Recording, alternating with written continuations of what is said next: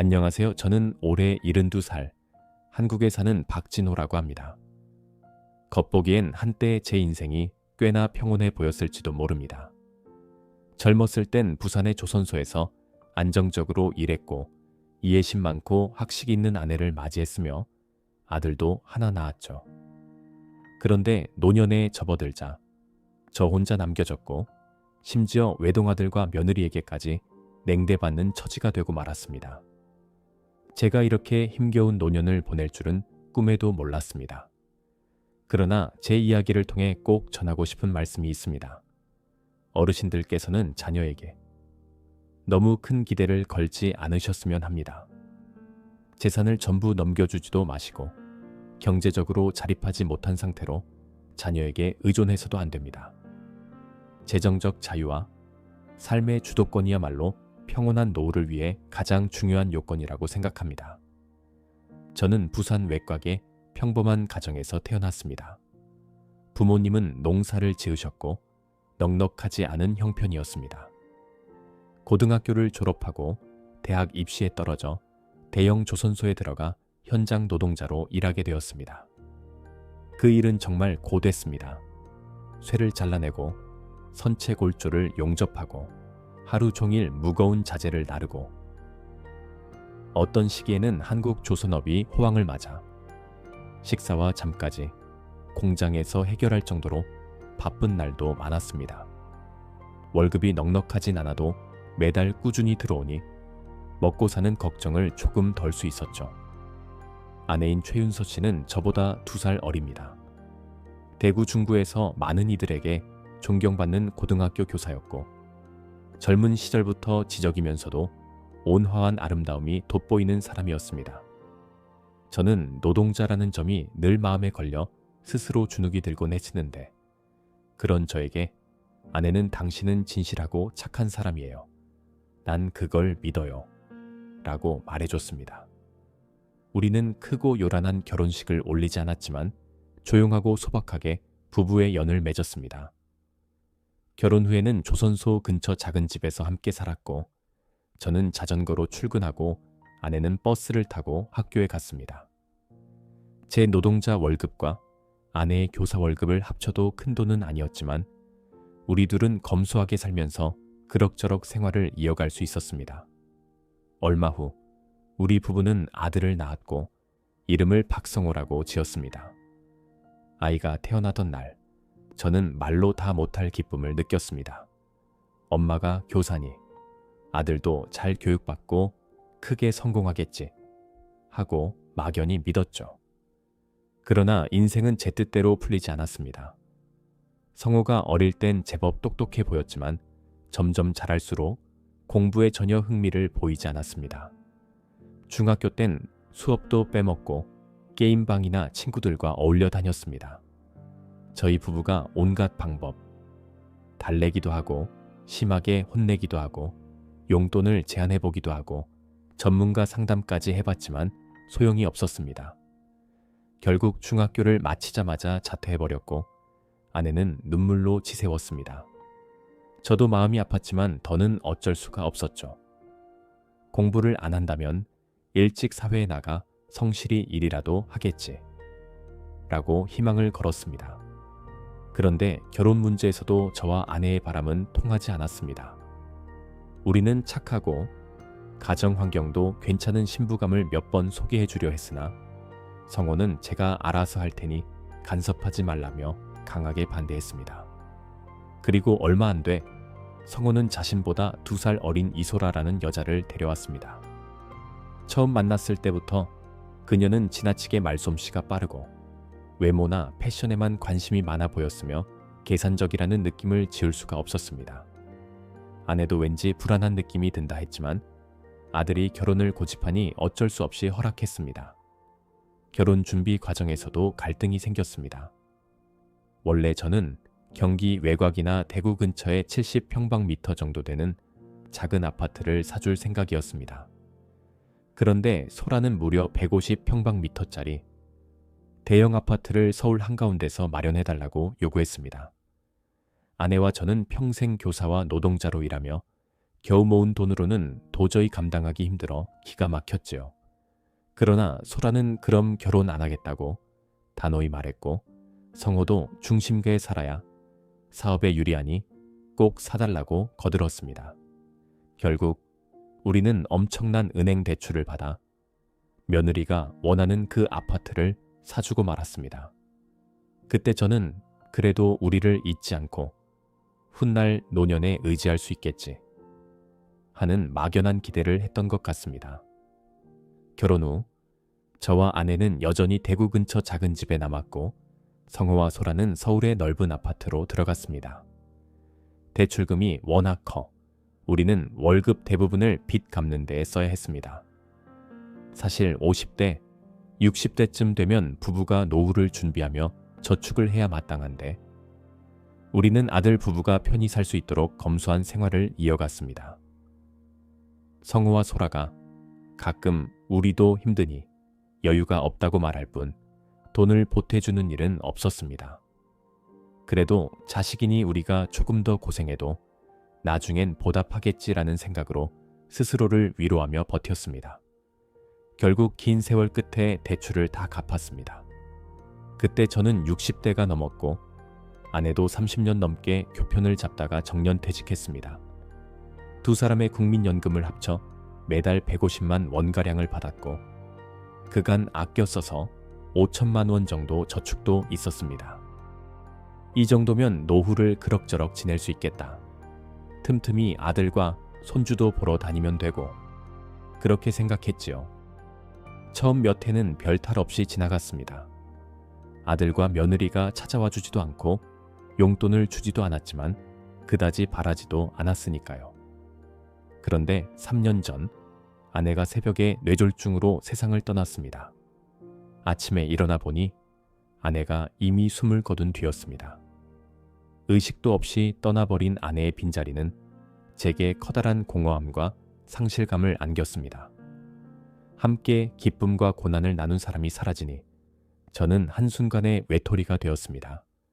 아내가 살아있을 땐 아들이 걱정스럽고 속상해도 둘이서 의지하며 살았는데 이제 집안은 정막만 감돌았습니다. 아내가 떠난 뒤 저는 아들과 며느리가 저를 조금이라도 돌봐주길 바랐습니다. 하지만 현실은 달랐습니다.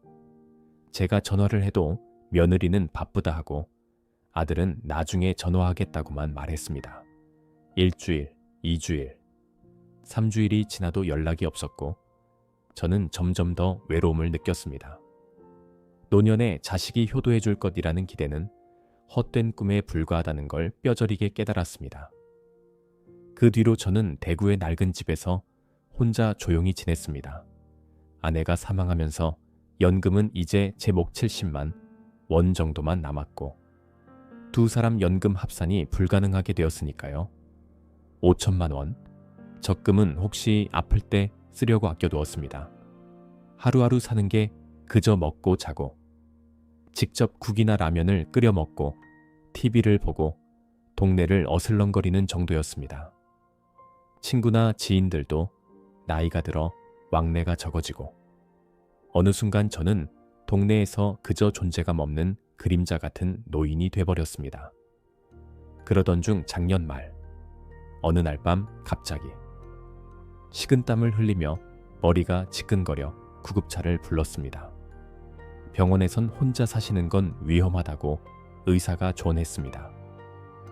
문득 저는 아들네 서울집, 그 아파트는 바로 내가 빚까지 져가며 마련해준 곳인데 당연히 함께 살 수 있지 않을까?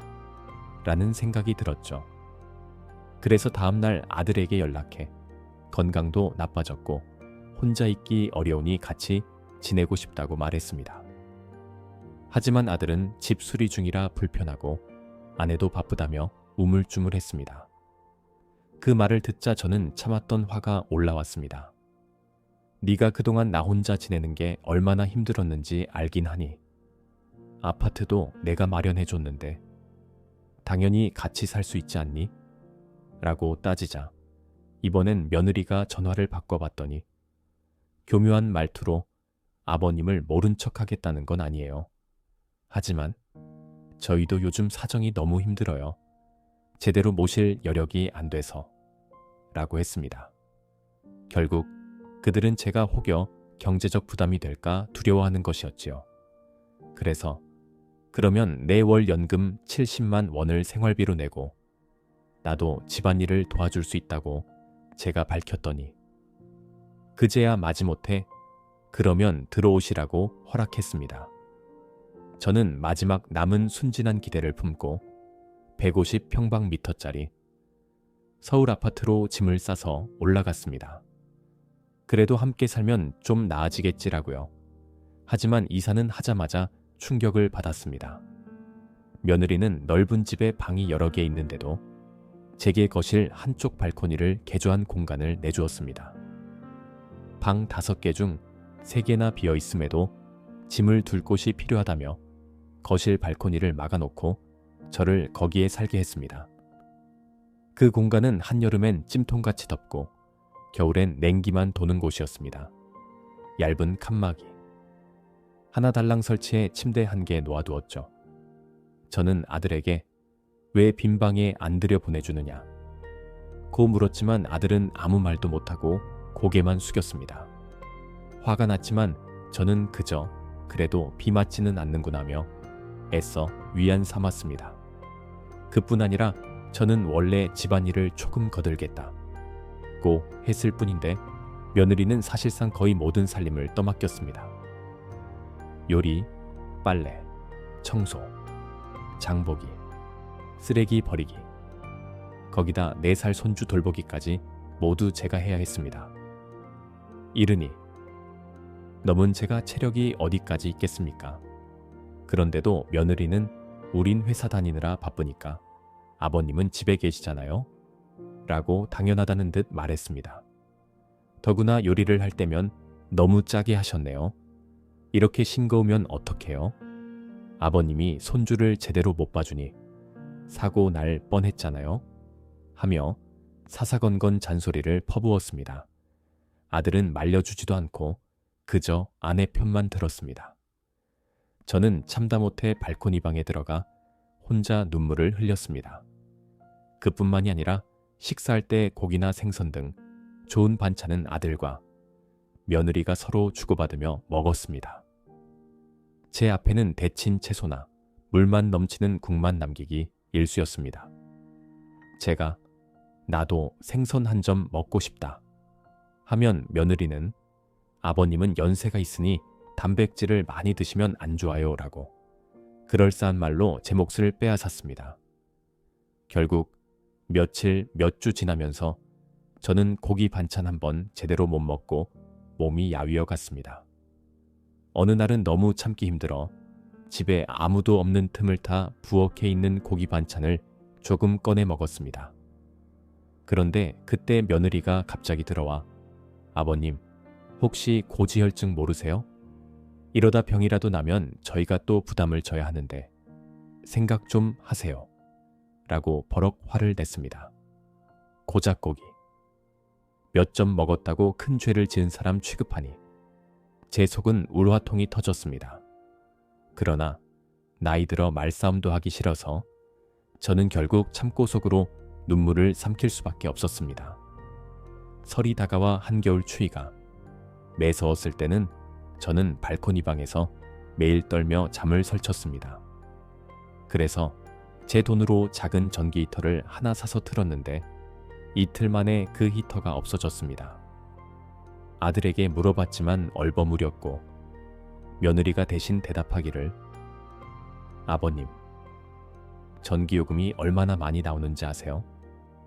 편히 쓰고 싶으시면 부산에 있는 집을 파셔서 저희에게 돈을 좀 주세요. 돈이 생기면 마음껏 난방 써도 상관없죠. 라고 했습니다. 저는 귀를 의심했습니다. 이제는 제가 마지막으로 가진 부산 집까지 팔아 돈을 넘기라고 노골적으로 요구하는 거였습니다. 혹시나 해서 아들에게 기대를 걸어봤지만 아들도 어차피 그 집도 언젠가는 내 거잖아요. 미리 파는 게 어때요? 저희도 부담이 줄면 아버님도 더 편해지시고 좋은 거 아닌가요? 하며 아내 말에 동조했습니다. 그 순간 저는 완전히 정신이 번쩍 들었습니다.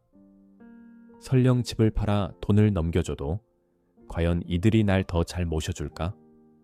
오히려 재산이 다 넘어가면 언제든지 나를 쫓아낼 수 있지 않을까? 하는 생각이 들자 속에서 분노와 슬픔이 북받쳤습니다. 그래서 저는 벗어나야겠다고 결심했습니다. 며칠 뒤 짐 몇 개를 조용히 챙겨 서울을 빠져나와 제가 원래 살던 부산 집으로 돌아왔습니다. 떠나며 남긴 메모에는 난 그냥 돌아간다. 날 찾지 말아라고 간단히만 적었습니다. 어차피 그들은 저를 필요로 하지 않고 저 역시 그들과 같이 살면서 받는 상처가 견디기 어려웠으니까요. 부산집에 도착하자 한숨이 절로 나왔지만 동시에 마음은 조금 놓였습니다. 낡았어도 내 집이니 최소한 쫓겨날 걱정은 없으니까요. 월 70만 원 연금과 5천만 원 적금, 그리고 텃밭에 채소라도 심어 먹으면 그럭저럭 버틸 수 있다고 생각했습니다. 아프면 병원에 가고 노인 의료보험 혜택도 받으면 되니까요. 차라리 춥고 외로운 발코니 생활보다는 이 편이 훨씬 낫습니다. 돌이켜보면 참 쓰린 인생입니다. 저는 성우를 위해 집도 사주고 대출도 다 갚아줬으니 나중에야 당연히 고마워하겠지라는 생각을 했습니다. 그러나 결과는 전혀 그렇지 않았습니다. 자녀에게 모든 재산을 다 줘버리고 자기 삶을 스스로 지키지 않은 게 가장 큰 실수였습니다. 전통적으로 부모가 헌신하면 자식이 당연히 효도한다는 믿음이 있었지만 현대 사회에서는 꼭 그렇지 않을 수도 있음을 뼈아프게 깨달았습니다. 제 며느리 이소라는 끝없는 욕심으로 시아버지를 방 한 칸도 아니고 발코니에 몰아넣고 돈까지 더 요구했습니다. 아들 성호는 부모님 은혜를 싹 잊고 아내 말만 따랐죠. 제 이야기를 통해 부디 어르신들께서 자식이 알아서 노후를 책임져 주겠지라는 환상을 버리시길 바랍니다. 자녀도 자기 삶을 살기 바쁘고 돈 문제로 인해 이기적으로 변할 가능성도 있습니다. 게다가 부모에게 연금이나 재산이 없으면 더 심하게 구박받거나 내쳐질 수 있습니다. 반대로 재산이 있다고 해도 자식들에게 전부 내어주면 빈겁대기가 되어버리는 겁니다. 결국 중요한 건 어느 정도 재정적 심리적 자립을 유지하며 설령 자식이 효도를 안 해도 스스로를 지켜낼 수 있는 준비를 해두는 것이라고 생각합니다. 그리고 자식이 불효한 이유가 꼭 부모 탓만은 아닙니다. 부모가 모든 정성을 다해도 아이가 원래부터 버릇없고 제멋대로 자랄 수도 있습니다. 옛날 유교 문화에서는 효를 중요시했지만 현대는 물질적 가치관이 가족 관계까지 흔들기도 합니다. 자식이 착하고 능력 있고 효성 깊으면 부모 입장에선 참 다행이지만 그렇지 않은 경우엔 스스로를 보호해야 합니다. 저는 이제 부산에서 홀로 생활을 받아들이고 있습니다. 아침에 일어나 집에서 간단한 밥을 지어 먹고 시장에 가서 작은 생선이나 채소를 사와서 먹고 오후엔 바닷가를 바라보며 버스를 타고 한 바퀴 돌기도 합니다. 가까운 노인회관에 나가 차도 마시고 이야기 나눌 친구들도 조금씩 만들고 있습니다. 물론 아내 생각이 나면 쓸쓸하고 외롭지만 그렇다고 아들과 며느리에게 무시당하며 살고 싶진 않습니다. 휴대폰 번호도 바꿔서 더는 연락받지 않습니다. 혹시나 성우와 소라가 언젠가 후회하고 연락해온다 해도 저는 크게 기대하지 않습니다. 가끔 이 이야기를 들은 이들은 왜 법적으로 대응하거나 소송을 하지 않느냐고 물어보곤 합니다. 하지만 저는 이르니 넘은 나이에 남은 여생을 법정 다툼으로 소모하고 싶지 않습니다. 자식 상대로 소송을 하면 제 마음이 더 피폐해질 게 뻔하거든요. 그보다는 이것이 내 인생의 쓰라린 교훈이구나 하고 받아들이며 작게나마 평온을 찾고 싶습니다. 물론 저보다 훨씬 운이 좋은 부모님도 많습니다. 자녀가 착하고 가정이 화목해서 부모와 며느리 손주까지 3대가 다정하게 사는 가정도 있지요. 그런 분들은 제가 진심으로 부럽고 축하드리고 싶습니다. 그러나 혹시라도 저처럼 힘든 상황에 놓인 분들이 계시다면 당신 스스로를 지키셔야 한다. 재산과 마음을 함부로 내어주지 말고 불효하는 자식에게는 과감히 거리두기를 택하라고 말씀드리고 싶습니다. 자식에게 무시당하고 학대까지 받으며 사느니 차라리 혼자 살아도 주도권을 지닌 채 마음 편히 지내는 편이 훨씬 낫습니다. 이따금 해질 옆집 앞 마당에서 노을을 바라보면 떠난 아내가 많이 떠오릅니다. 여보, 당신이 살아 있었다면 우린 서로 의지하며 덜 외롭지 않았을 텐데 하고 말이죠. 하지만 지금은 달리 방법이 없습니다. 대신 그래도 아직 내 집이 있고 70만 원의 연금과 약간의 저축이 있으니 소박하게라도 먹고 살 수 있구나라고 스스로 위로합니다. 자식에게 배신당했지만 그들에게 끝없이 원망만 하는 건 제 건강에도 해롭다고 생각합니다. 그냥 다 놓고 제 갈 길을 선택했습니다. 이것이 바로 제 인생. 박진호라는 사람이 겪어온 이야기입니다. 아들과 며느리를 위해 모든 걸 바쳤지만 결국 돌아온 건 모진 냉대뿐이었죠.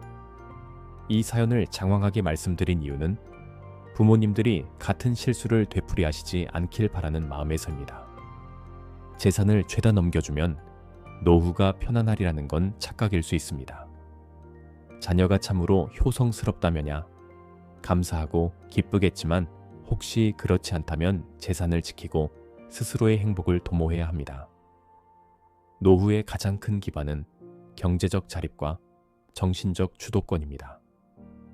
이것이 무너지면 이기적인 자식에게 끝없이 이용당하며 마지막 남은 평안마저 빼앗길 수 있습니다. 제 바람은 이 글을 읽거나 들으시는 분들이 미리 준비하여 누군가에게 억울하게 휘둘리지 않고 보다 평온하고 의미 있는 노후를 보내시길 바라는 것입니다.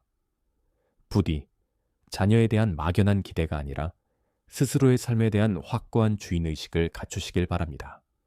감사합니다.